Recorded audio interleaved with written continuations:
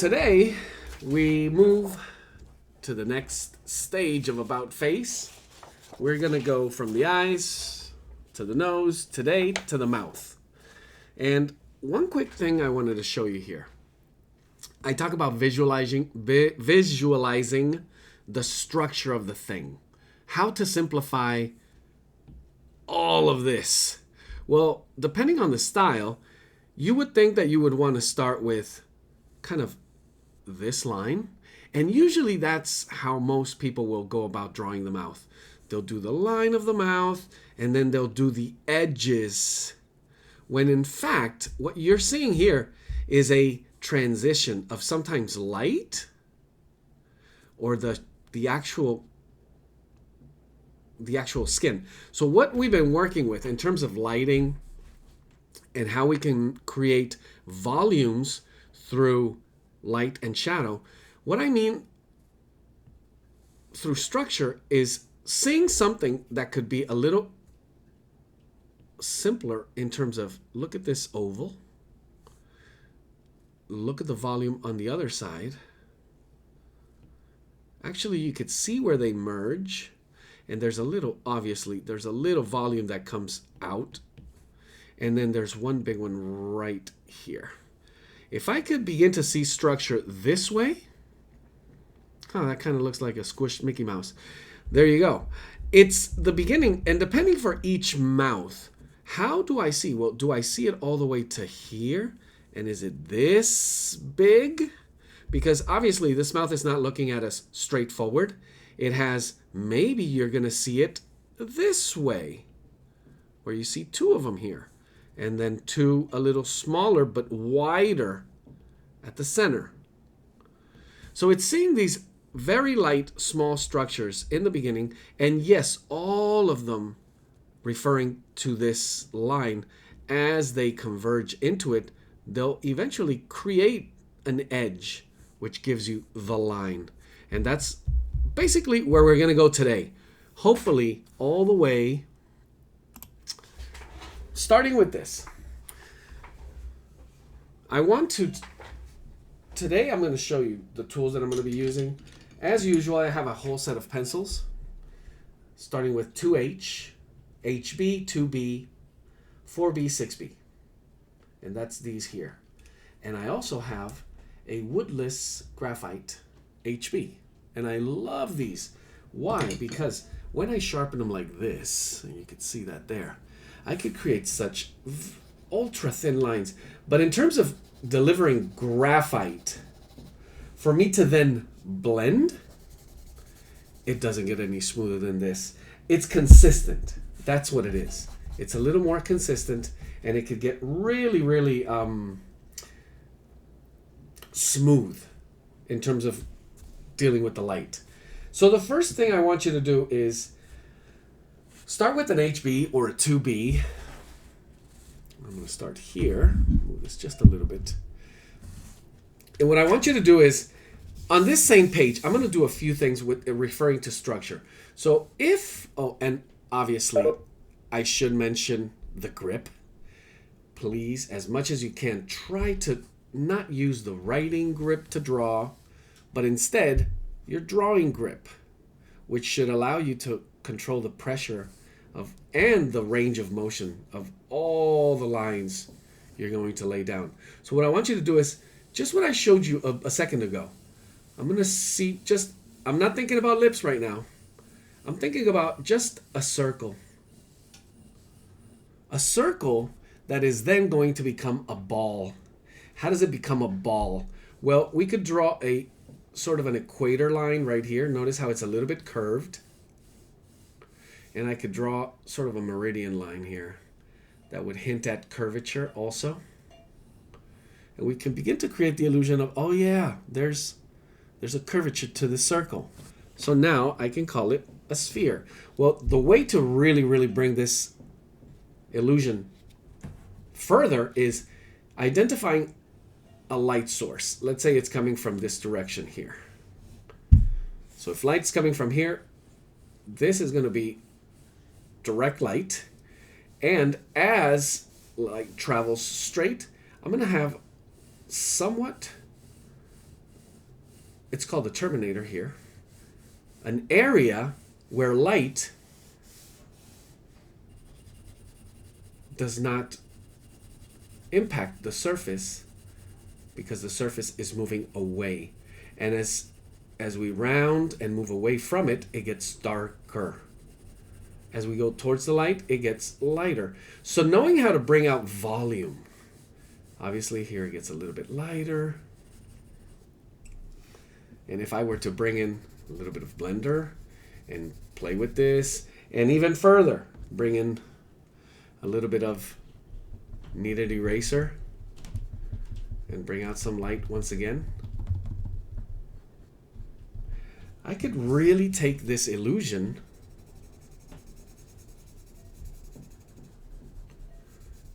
to the point where we could make it look like it's almost going to roll right off the page. Now there's one last thing missing here, which would be if the volume occupies a space, it means it's also casting a shadow. Now if this shadow is on a flat surface, well then it'll just follow that flat surface. But here's the exercise. I want you to put this right next to another. Let's make it an oval this time. And they're just kind of, maybe not even overlapping, but just touching an edge. So here's the deal now. As this light source comes from this direction, and we have obvious light coming here, gradation into shadow here, now I have to deal with my cast shadow. And understanding how thick into the front this volume is, I'll understand how this shadow is going to be cast and where light affects this volume, and also how I can manipulate the volume of this by understanding how this light that is kind of interfered with, think of it that way, blocked by this object, now gives me the clues. And I'm actually doing just a little quicker here so you get see if you get my point. And I'm going to add more shadow here, obviously at the bottom, depending on how much it's curving away. Now because it's an oval, it's a little bit easier, but sometimes lips are not so round. They could be a little bit flatter or a little bit flat and then curved with sharp curves. But the key is going to be, I'm trying to do a little gradation of light here until we get to the point where this cast shadow is right next to, let's bring this other eraser, and I'm going to just add a little highlight right there, which is the same light hitting this area before it does its own gradation again. And that is how we get the space, what I was talking about earlier, that thing that we usually draw as the line in the middle of the mouth, that we then outline. Usually it makes it look like really heavy lipstick, like the line of lipstick. But the idea is to get this look without having to do these lines on it. So we go to our first exercise. And it's going to be this one here. So step by step, we're going to, how do we see structure? So I'm going to go ahead and flip this page so we have a nice clean page. Follow the steps. And I'm going to start with a lighter pencil, HB. I'm going to go just one tad lighter to HB.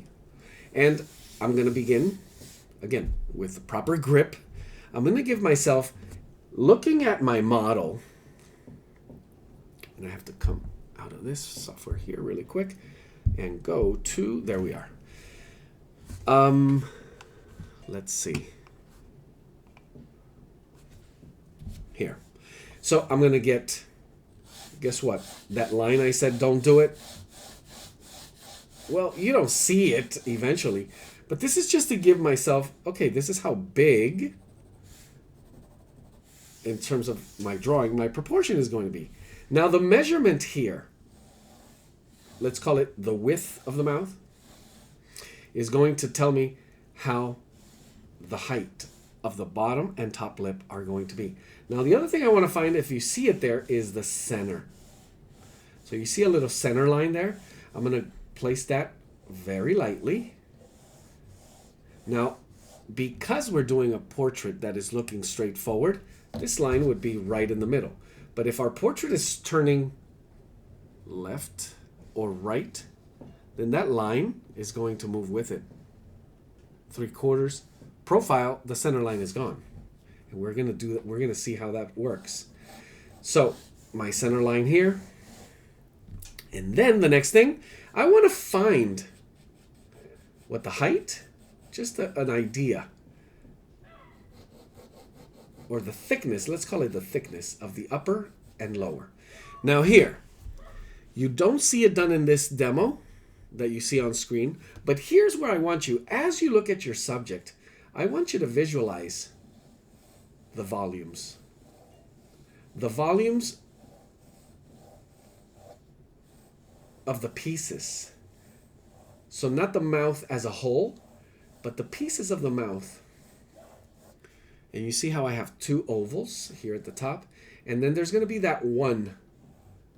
And this is so peculiar because it gives mouths that distinctive characteristic. And then that, which is here at the top, indentation. Now, for the bottom, I mentioned you could see two, but usually you're going to want to see one that goes kind of a third of the way and to the other side. And it's that frontal, round. Generally, it's an oval. It could be close to a circle, depending on the expression of the mouth. And that would be how I structure this, how I kind of begin to see it. And you may be saying, well, how is he seeing? And of course, we're not working off of a model. We're just piecing it together. And then is the work that we were talking about just a minute ago, which is bringing this element that you may see me doing a line here.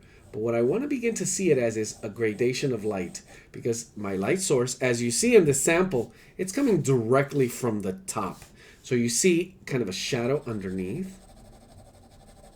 And in order for you to reproduce really great, realistic lips, what you see is how is light interacting. So what becomes shadow underneath,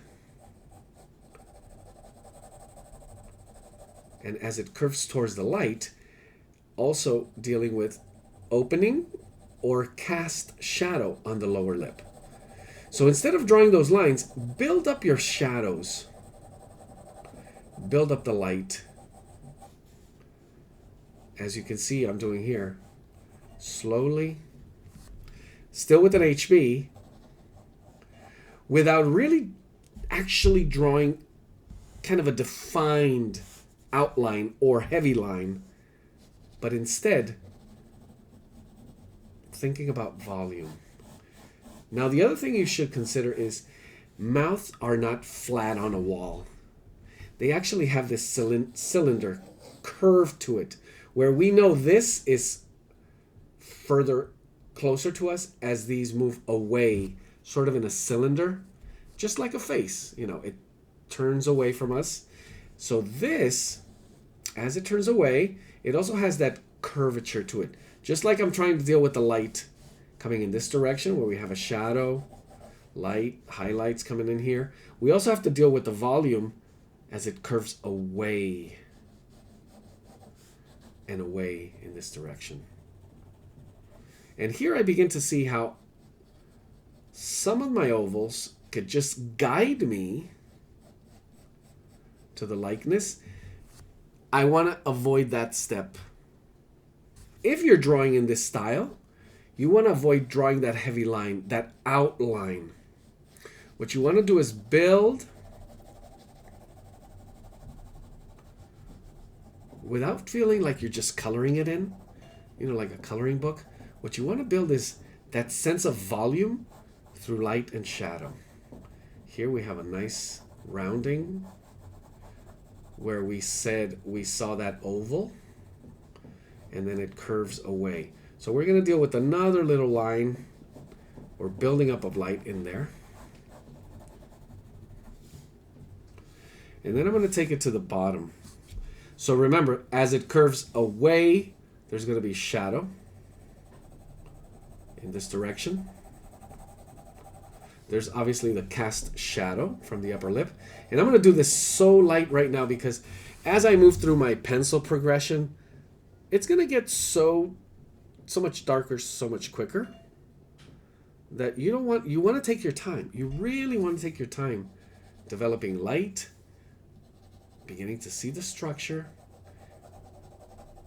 And here it's really, really light. But if you notice down here, where we have actually the overlap of the lower lip and then cast shadow underneath it,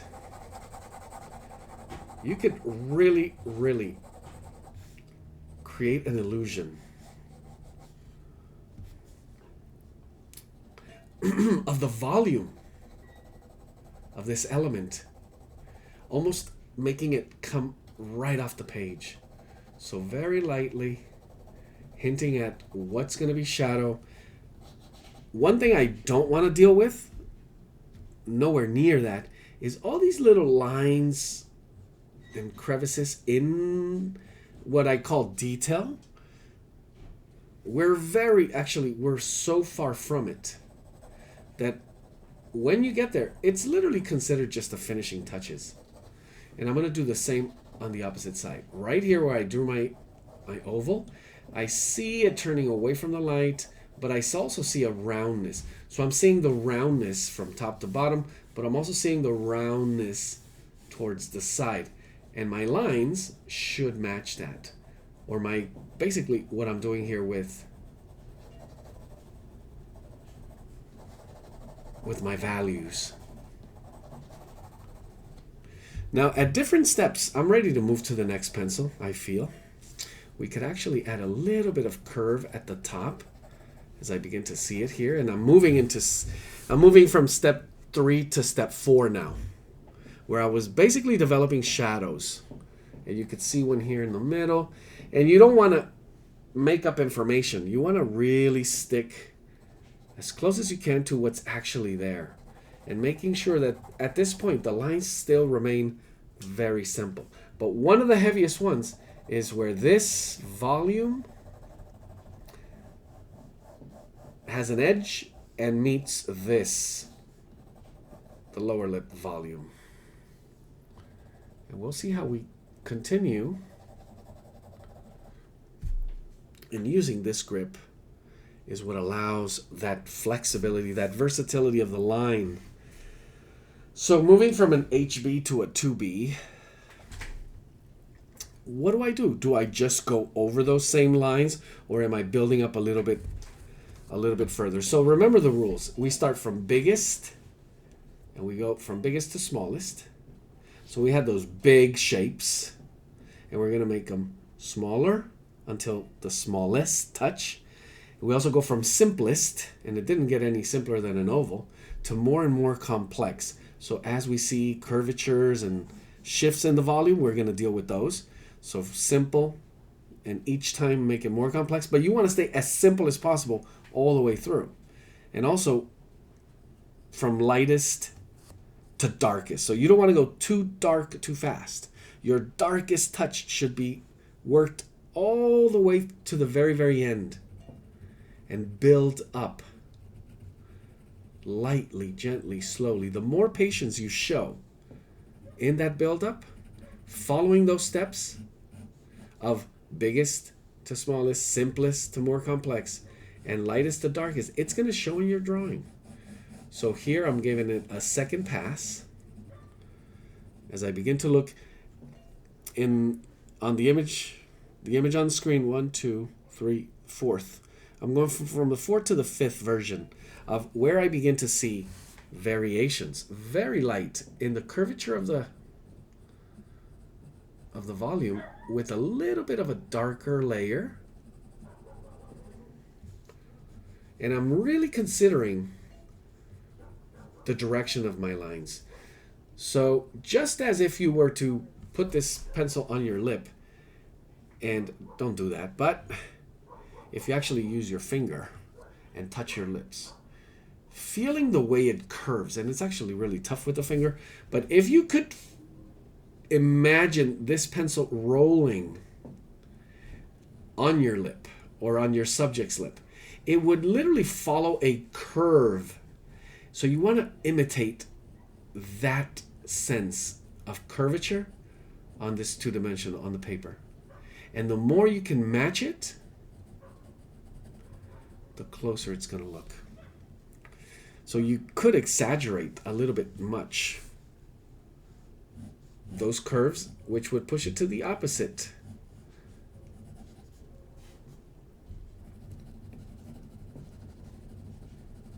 So remaining a little bit loose. And I mean loose with your lines.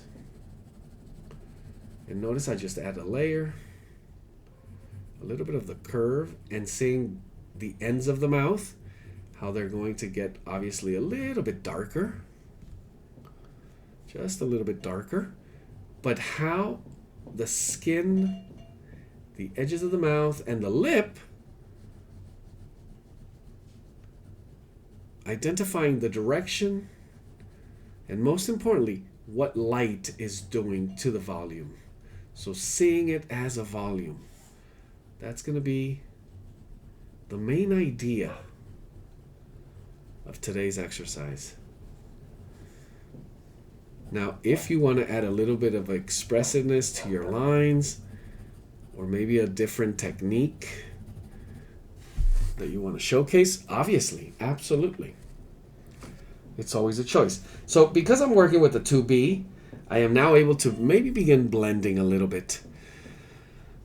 So you see the sample on screen and you see how they did the outline, which I said, try not to. If you could give yourself just a hint, a guide of a pencil line, really light, where the width or the thickness of your lip is going to go, but not have to draw that outline and then just follow it.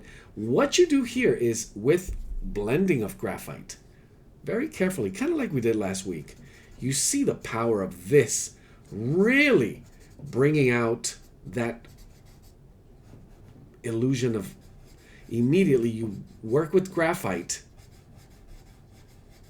and as you blend it into the paper, you can cause this illusion of really great shift of light that is gradient, that can literally easily be overdone. So what I want to show you here is you could literally feel the pressure, and it's super light. I want to showcase that where it's almost the weight of the paper blender and how much graphite is on the tip of that blender that could very easily overdo it here. So you have to be extremely patient with this blending. Sometimes what I see is just a lot of pressure and heavy blending, which undoes the work that you've built up so far. So here you're thinking of volume. See the direction? I'm kind of rounding, almost as if I were putting lipstick on this lip, almost. Just rounding it, and most importantly, getting a feel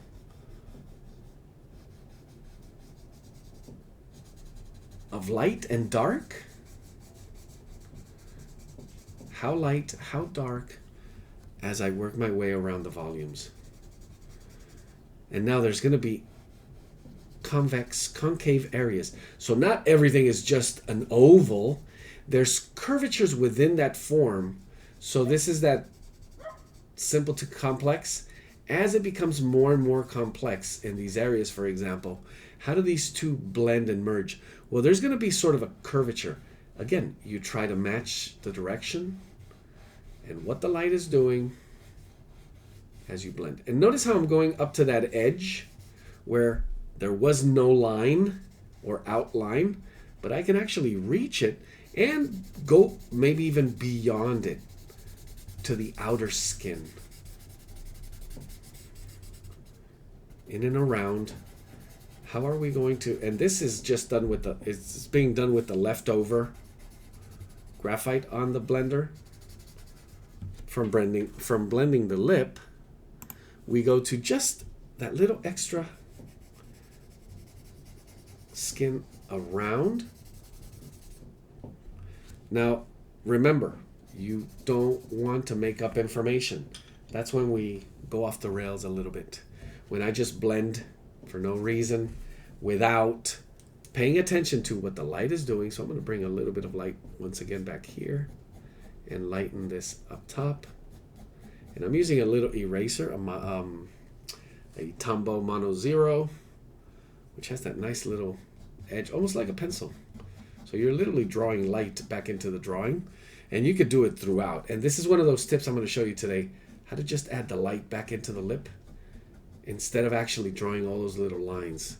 And you're going to see that how instantaneously you have the texture of lips. Now I want to show you another tool. If you have it, these are very cheap. These are like $1. You buy a pack of 3 of them for like $1, $2. But they are usually for watercolor or acrylic painting. And they're these synthetic brushes. This one happens to be a number, it's a 1/4 inch flat. And if you do use them for this, you pretty much use them just for this, because graphite, eventually it does ruin it. But depending on how you use it, really, instead of using a paper blender, you have a little more control, because it almost feels like you're painting with it. So you're basically painting with graphite. So I hope you could see how it's manipulating, dispersing the graphite here. And it actually treats it just, especially for lighter areas. So when you do eyes and lips, obviously noses, all the features of the face, and you want very, very subtle, light areas of value, how do I deal with those? This, you need to practice, and I mean the blender. You need to have a soft grip, soft touch, and experience knowing how to rotate it, how to bring that, how to make that graphite respond. But with a brush, you're going to find yourself, falling in love with it. Just, oh my gosh, the level of forgiveness in terms of light touch. I mean, you really have to pretty much over rub to ruin it. And you could do it, believe it. You could over brush an area. But it also depends. If you built up your layers lightly, like we did here, then it's going to be harder to do that. So from 2B, I'm going to go to 4B. So it's going to get just a little darker. But it's also going to get simpler in terms of amount of lines. I don't want to overdo it with more and more lines. It actually is supposed to get darker. Yes, some of the shapes are a little more complex, so they need to be even more patient. So I'm using a really, really light touch here. And I'm going to use a variation of lines. So diagonals. Now, one thing that, if I haven't mentioned it, I should have early on. What helps you? What technique helps you identify light in the best possible way, where you see shadows, the darkest shadows and the lightest highlights easily? Squinting. So you squint at your own work and you squint at your reference, your subject, if you squint, and I mean squint hard right through your eyelashes, you begin to see these shapes of darker and lighter areas. And what you try to do is just imitate, try to capture those shapes at the right read of value light changes. So you see it dark, but it's not just black. It's how dark in relationship to these other also dark but mid-tone. How do I capture the value and simultaneously the shape of it, but also the level of darkness in those shadows, while also trying to create a nice, interesting line or variety of lines that really, I cannot stress it enough, comes through how you learn to use the proper grip. The more and more you feel you can control the range of motion, the variety of lines, and I've always mentioned it's the vertical, horizontal, diagonal angles of lines, but also the pressure that you hold the finger. So here, I'm sorry, the amount of pressure you put with your fingers on the pencil and how far from the tip of the pencil you're holding it as well. Also your pace. And one thing too is how I rotate it. So here I rotate the pencil on my fingers as I'm laying down some of these lines. All of these variables, all of these variations can create some beautiful. So just to let you know, I'm moving from square 1, 2, 3, 4. Now I'm into 5, 6. So we're beginning to do some of that finishing touch type of line where it does get a little bit darker, and just try to see how far you can hold from going all the way to fullest dark with, in this case, a 4B. But gently, slowly build up to it. And I've often said it, you know, it's like you're caressing the paper with the pencil. Caressing it, not stabbing at it, not really hurting it, really, because you could rip right through it depending on how heavy and how much pressure or pace you put on the pencil. But slowly, gently caressing it as you see the graphite almost being painted on, layered on.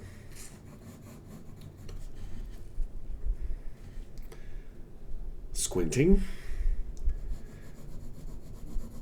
So technically, you would be saying, well, all you're doing is drawing lines. You said not to draw the outlines. I hope you understand that I'm building the volumes through shading. And yes, although I apply lines, it's not these type of lines that I did here. And then kind of working them backwards into the volume, from line into volume. What I'm doing is developing volume through layers of lines, trying to capture the lights and shadows. And taking time in between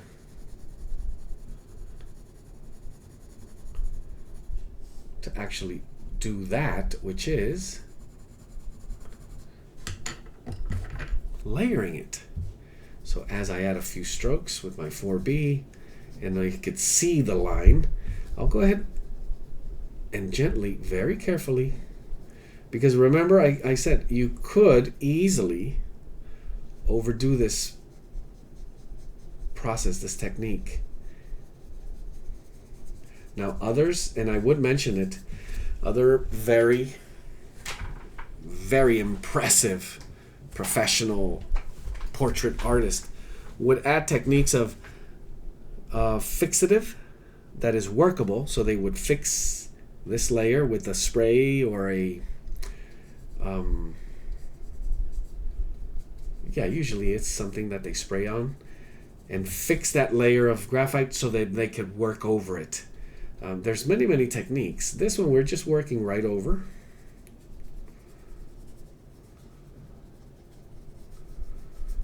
But as you can see, coming to smaller and smaller. And I did actually skip one step, which was adding a little more graphite to my outer area of lip.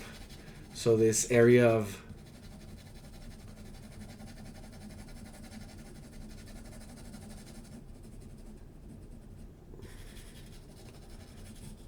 which is really interesting, actually, all of these shifts with touches of darker combinations of understanding concave and convex and how light and edges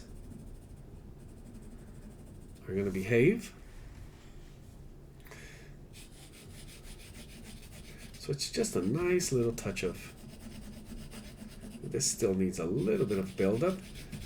So I went back to the 2B just to add a little bit of graphite. And I'm going to do the same down here. Notice that I'm following that curve.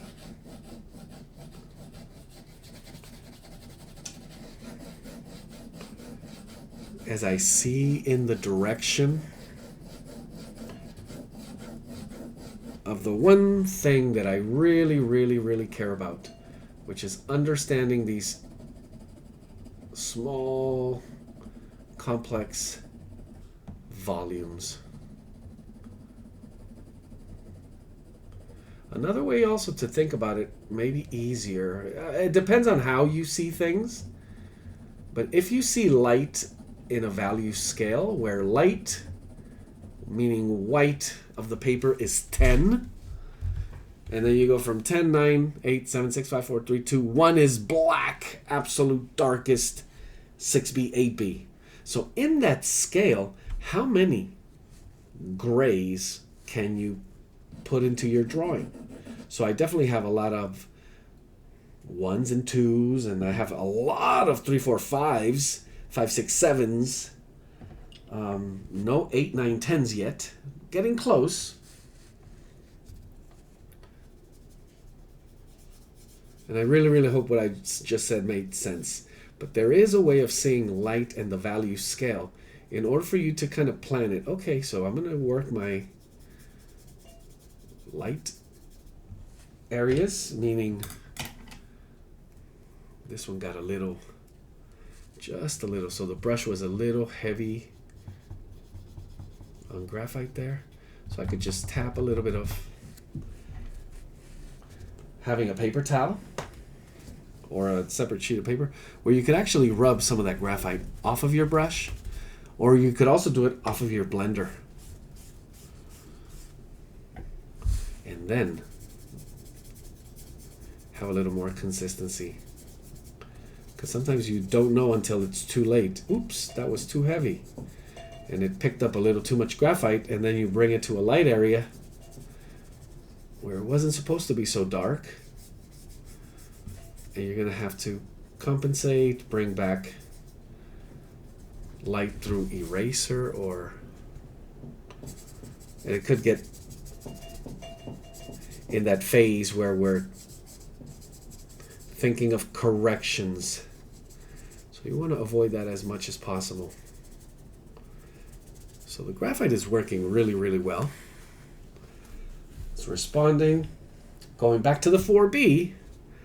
And now I'm at the last square. So we started at 1, 2, 3, 4, 5. I'm at 6 now, where I'm going to be adding. And I mentioned some of the volumes more complex, but now I'm really going to layer this. No pressure, just by building it up slowly. And this is going to be my darkest. But again, it's amazing how the illusion, just the contrast and that dark just really brings those volumes to life. Let's go to the other side. A little more buildup here. And I did rush a little bit through some of the steps. I could have been a little more patient for some of these to take better development. So the lines get thinner, the shapes get smaller. These are finishing touches where you need to be probably the most patient. All of the work that you've done so far, here's where it all really just comes together. So you need to be a little more analytical in thinking through, okay, I know what volume I'm looking for here. I'm actually really spending way more time looking at my reference, at my subject, than at my paper, because that's where the information is coming from. If I'm looking at my drawing more than I'm looking at my reference, that's the mistake. Biggest mistake, actually. I need to be looking at my reference 90 to 95% of the time. My paper, about 5% of the time.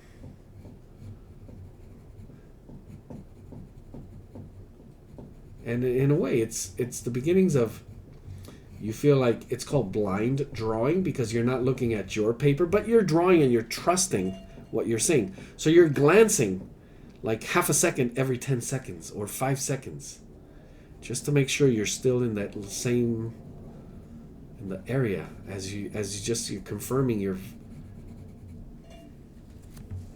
value and the quality of line without overthinking it, where you become a little looser and your lines get a little more playful. So I was talking about early on about that cast shadow, how we get some shadow right underneath and it gets a little darker, but here we have some soft, sometimes reflective light, so it also gives us a little bit of the texture that we're dealing with.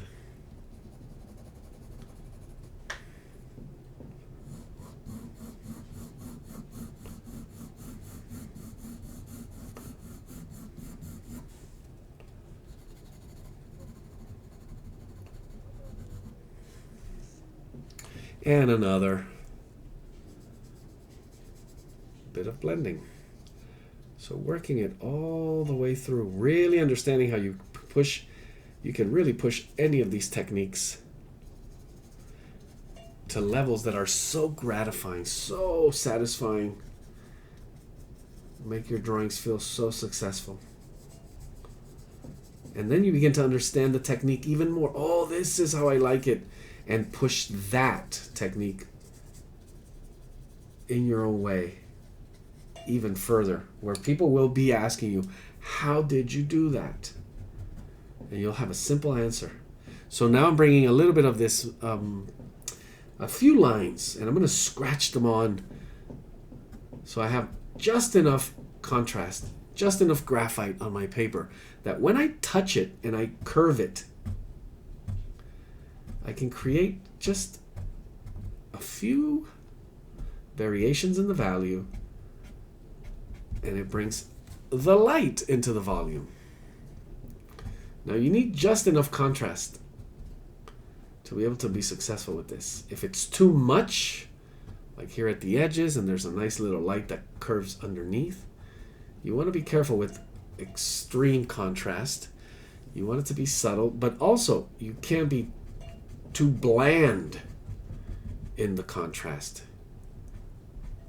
So a nice healthy variation.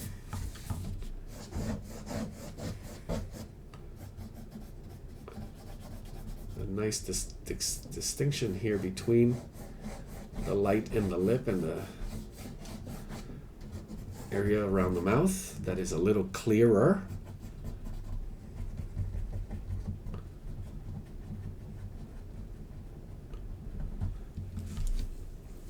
And there we have it. A frontal view of a mouth. Now this, combined with last week's, let's give it a little fold here. Last week's nose. Ooh, we're coming together here. So, piece by piece, we're getting there. Let's go to the next exercise. Profile. Now for this one, there's one of the most important things I found when working with the profile. And I'm going to show you a master, John Singer Sargent. That's his. So when you see this, and we're not going to draw this one, we're actually going to draw this sample. But what I want you to visualize is this. Put your pen, and I'm going to go ahead and do it here. If I were to put my pencil at the tip of the nose and line it up with the tip of the chin, right there. Do you see the angle and how that's going to shift? So it's not here. I would say it's somewhere about here. So I'm looking at the tip of the nose and the tip of the chin here. So if I simplify that even further and I look at the upper lip and the lower lip, if I find that angle, and we're talking about a profile, that's what I want you to see here. How would it apply? Now this one gives us pretty much a straight line. But I want you to, when you try to draw a mouth from profile, if you remember, week 1, we looked at the eye and how profile in the eye had a very important line that was from the upper eyelid to the lower eyelid. You find that angle, everything comes together. Here, let's go ahead and work with this one, same one. This is our model, so we're going to go ahead and use a line that guides us and shows us, okay, well, that's where my upper lip lines up, and this is where the outer lower lip will line up as well. So the next thing is, yes, we find that line that I said not to draw, but we put it in as a guide, and we're going to find that edge of the mouth. And now, understanding volumes. Remember I mentioned working with a cylinder? Our mouth, how it curves away and around. You don't see it better anywhere than in a profile. And from here, yeah, if you were to follow these steps that you see on screen, the 1, 2, 3, 4, 5, 6, I would suggest visualize it as this. First, we have the outer part of the lip, but I also want to see the volume. So here, when I do this step, I'm not looking at square 1, I'm looking at square 6, kind of that actual finished drawing. And can I see somewhat of a volume that shows me? And this one's more of a circle. I see it as more of a circle. A circle that then has this curve, but it's a volume in there. There's a volume in there that has this nice little round area here at the bottom and towards the front. And if I see the bottom volume, there I see an oval. Now, it's an oval that looks almost like a fish, very skinny tail here. So it's almost like a teardrop or egg kind of shape that goes like this. So if you get these simple, and I'm talking about for likeness, meaning your drawing is going to look like the lips we're looking at. Identifying these volumes and having a good understanding is so important. And that is where I would start with my drawing. So, yes, we're tempted to draw these lines right away and kind of do that outer lip thing. I would suggest look at the lines. Begin by, when we talk about biggest to simplest, or biggest to smallest, simplest to complex, I'm going to look at the relationship between these two volumes here. So first, before getting anywhere near detail, I'm going to see the edge and the overlap. So how do they overlap? Well, the lower lip kind of seems like it overlaps or curves right into the upper lip. So I just want to identify, in other words, basically the negative shape, the negative space shape that we have going on right in here as they interact. And yeah, I'll add a little bit of a curve, but I'm not drawing lip yet. I'm just drawing the outer edge. And here you can also identify the angle and how we see the rounding, and maybe even the opposite as it curves away. As you can see, we set center line and how it curves up, but we also see a little bit of the other, what would be the other volume, the other side of the lip, just coming around there like that. So in a way, you're basically piecing it shape by shape, negative space, line by line, without doing a full outline. And from here, then I'll just give myself kind of a hint line that guides me to, okay, yeah, that's where it would go about, but I'm not committing to these lines. These lines are not going to be in my drawing. Matter of fact, at some point I'm going to work over them or erase them if I had to, if I made them too heavy. They're going to come here, and I could add a little bit of just a guide where this width is going to take me. And just to follow a little bit further, I'm going to take the angle of the upper lip area, and crucial in these profile lip drawings, curvature under the lip and how it meets the chin right there. So once we have that, I can begin to focus on light and the volumes, how we could deal with. So I'm basically moving into step 3 here. So I'm going to see shadows. I'm still with I'm with a 2B. I'm going to add shadow. And this one's easy. So squinting.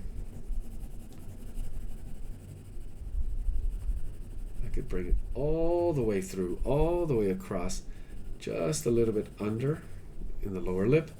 Definitely notice the cast shadow here. So if we get that little triangular shape in the shadow,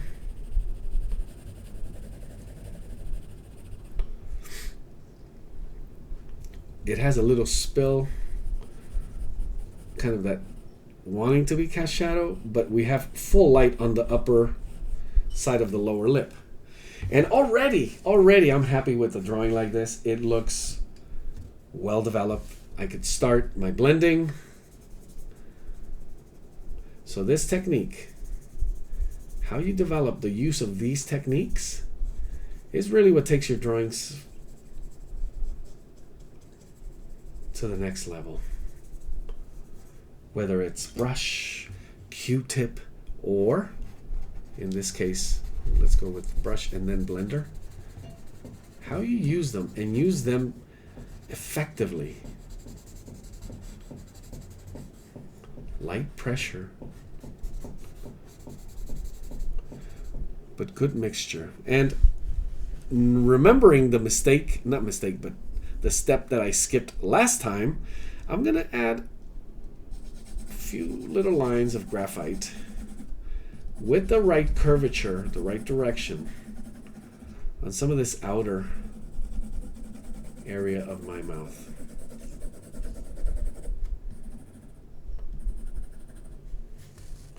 Something that I can also create a little bit of contrast with. Go ahead and blend these just a little bit.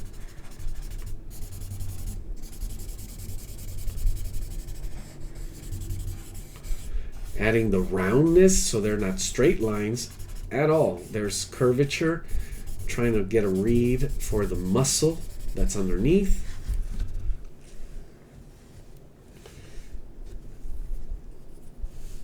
Moving up one pencil to a 4B, I'll begin to add a little more contrast. Light touches of line. Squinting once again.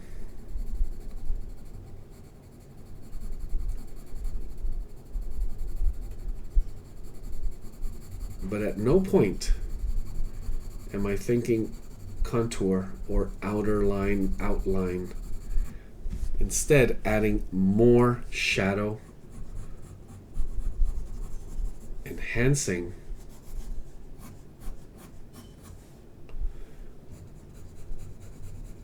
the volume by just reading the contrast of light and shadow.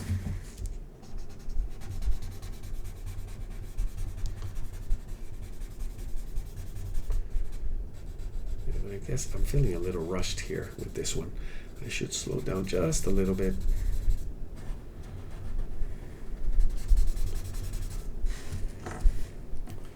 I'm going to go ahead and bring in my blend, my kneaded eraser. I'm going to bring in a little bit of light. I think this is what's causing me seeing it a little bit too dark. So I may have overdone. So no pressure here. Literally just the weight of the kneaded eraser. Just to drag some of that graphite off that I think I overdid.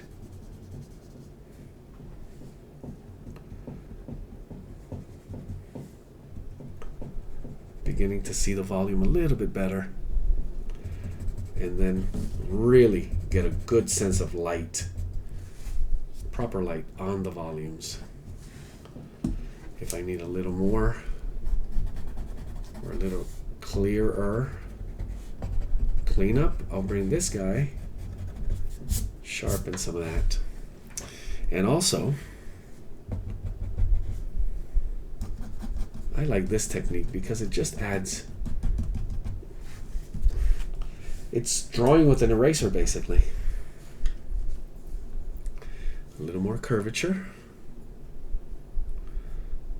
And this time I'm going to follow the opposite direction here, sort of like a crosshatch. And you'll see the quality of the line as the lines become smaller. We look for those more complex readings of the volumes. Have a pretty good feel on what we did here with light. Just making sure all of these, kind of going through a checklist area by area. Realizing how easily you can push the variation of value one way or another, meaning too light, too dark, and it could throw everything off.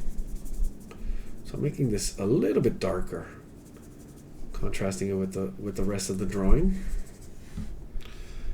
And that also makes it easier for you to bring out light.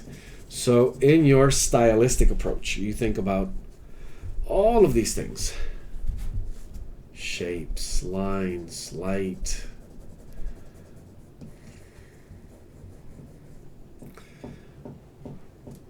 But how light overall, how light or how dark are your drawings seems to be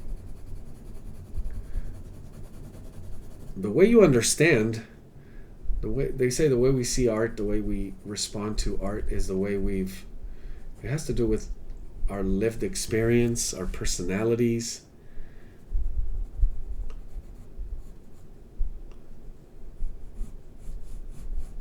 And we need to recognize, okay, am I a lighter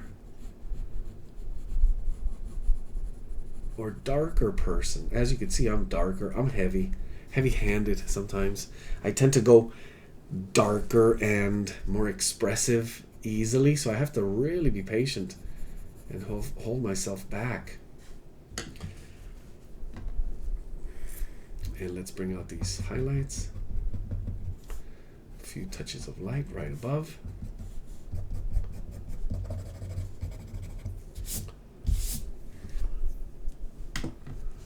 And that's where I would stop. So that felt pretty easy, simple, easy read. And I also made it a little bit smaller, but you could see where this could go. And there's not much to it unless you're trying to create a portrait that is fully photographic, photorealistic.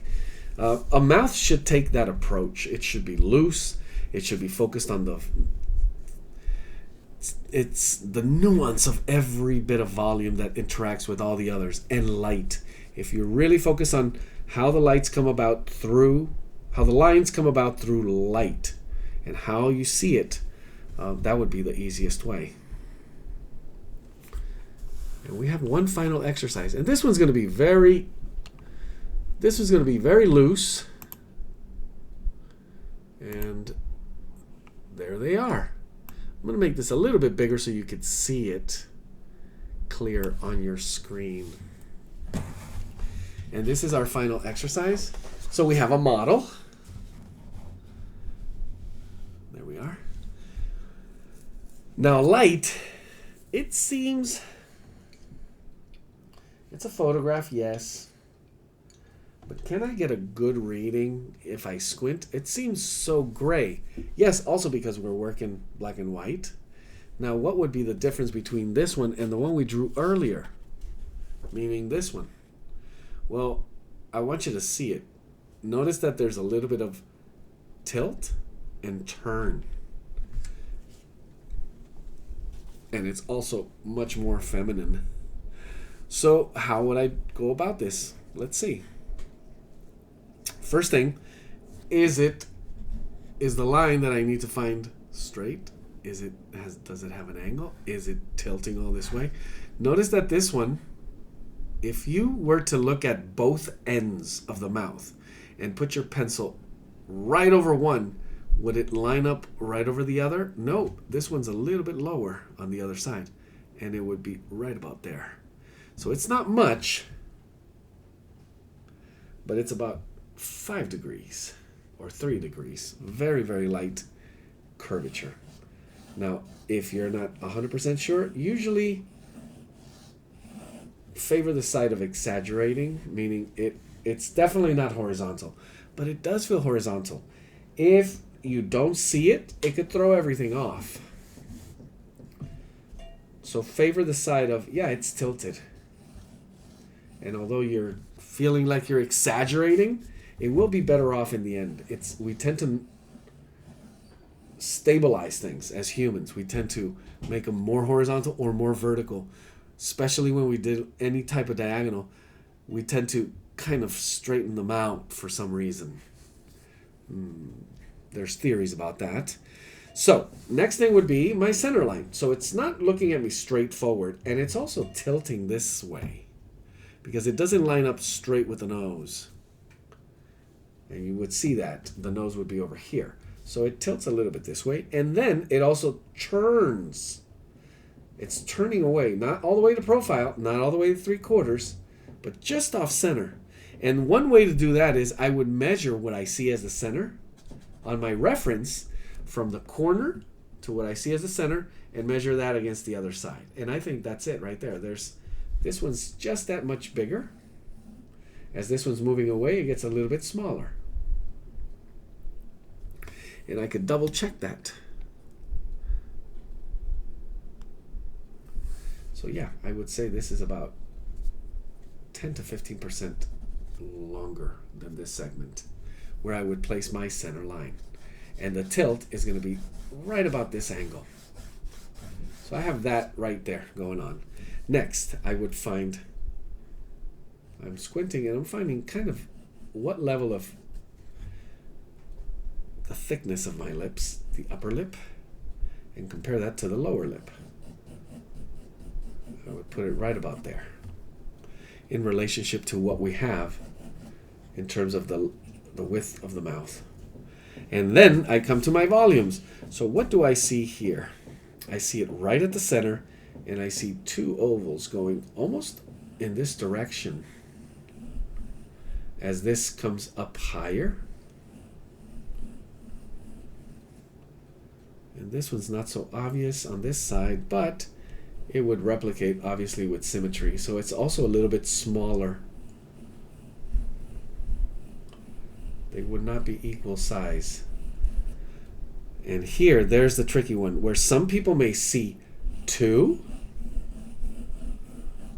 one here and one volume here, or one.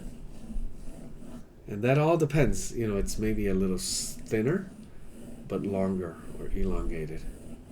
And it all just matters about, it's all about how you see it. It's not how I see it or everyone else sees it. It's how you see it. But identifying The qualities of the volumes in the structure is what I would say gets you there much, much easier. So I'm going to go ahead and begin to see a little bit of that edge without overdoing these lines. I'm just giving myself some of the clues of what's to come and just checking it to see if it's near what I see. So notice there's the lip, and then there's more. The lip, I would say the lip ends here, there's skin from here to here. And so that I'm going to take into account as I deal with this shadow underneath, which I would place right about there. I'm going to begin working the shadows. So I see my light source. And a big clue is the shadow under the nose. It's casting this way. So the light is coming this direction. That means this is going to be in the shadows. And all you got to do is squint to see it.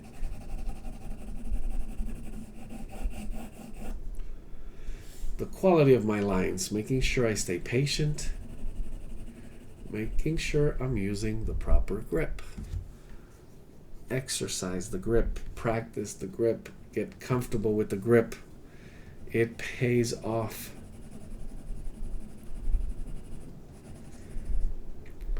If that hasn't made sense yet, I hope it will. Because think about everything else.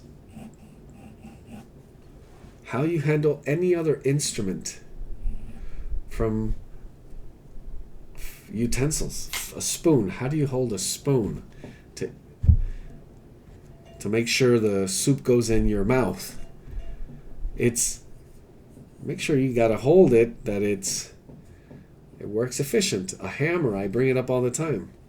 In order for it to work properly, there's a right way to grip it to get maximum power out of it, or accuracy.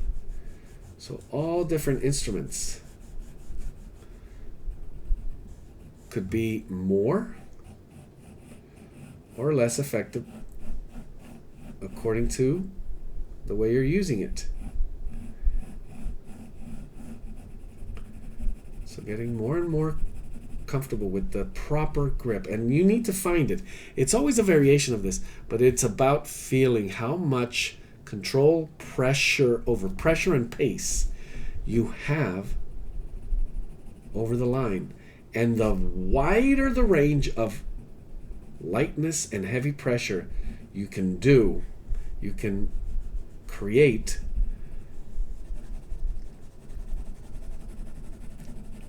that's the grip.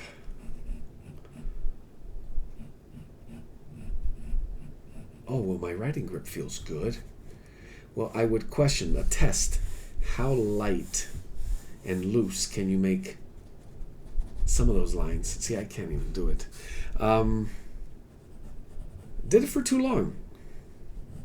I didn't find out until I was maybe 22 that I was using the wrong grip. And it made sense. And when I worked at it,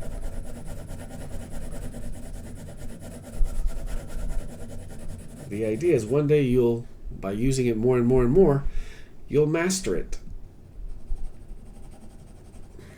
Get more efficient at it. So just adding a little graphite to begin my first layer of blending. I'm going to squint and add a little extra layer of graphite outside, just like we've done in the previous drawings. Definitely a lot more here. And it's a little bit looser.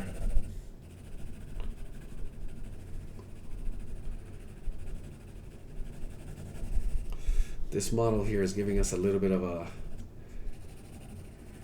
on this side here, trying to capture that expression. Go to my first phase of blending. Trying to bring it all the way to the edge.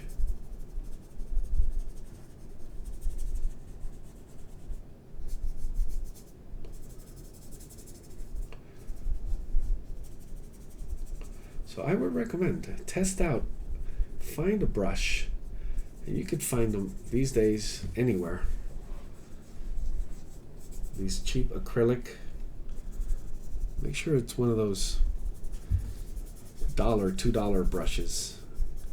I'm sure like at Target or places like that, you can actually, you don't have to go to an art store. They have them.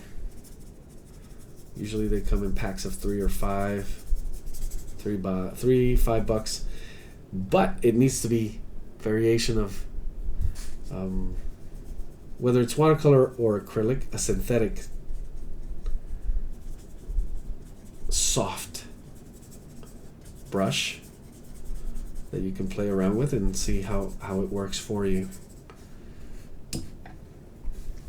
Not just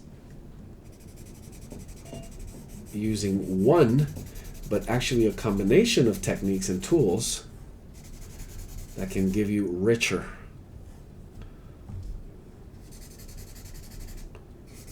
qualities in your drawing.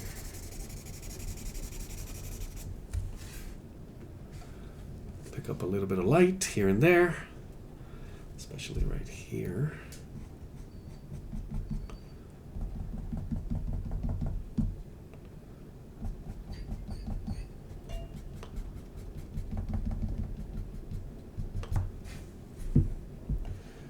Go to a 4B.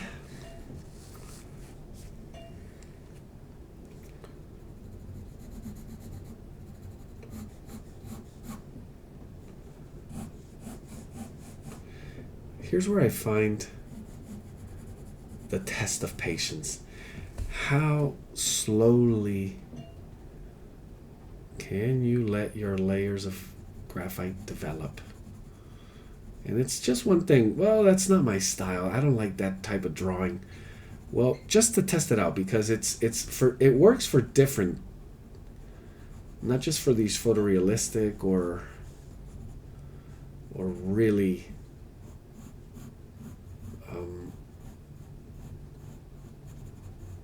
how could I use that word?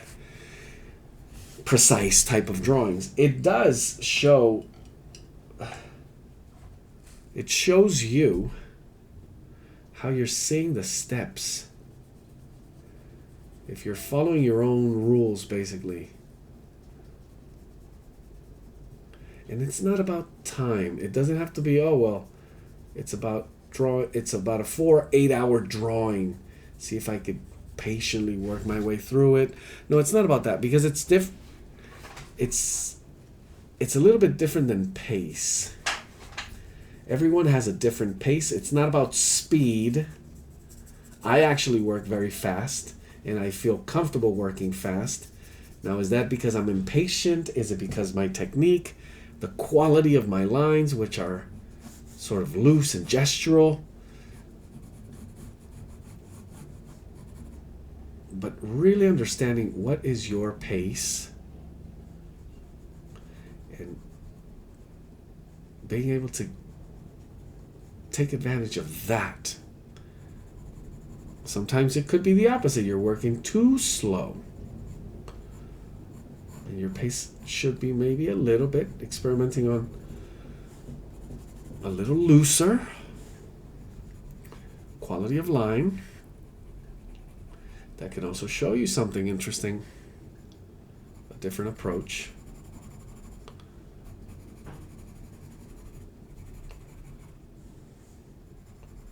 And that's what it's all about. Hopefully trying to discover something new every single time. Walking away excited.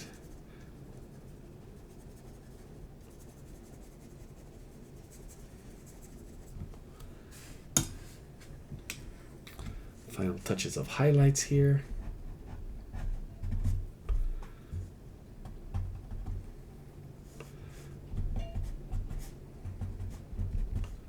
And yeah, you could get very detailed here in terms of how to deal with these breaks and highlights. They're all shaped and they have contrast in and around them. There's a little bit of reflected light right here in the lower lip.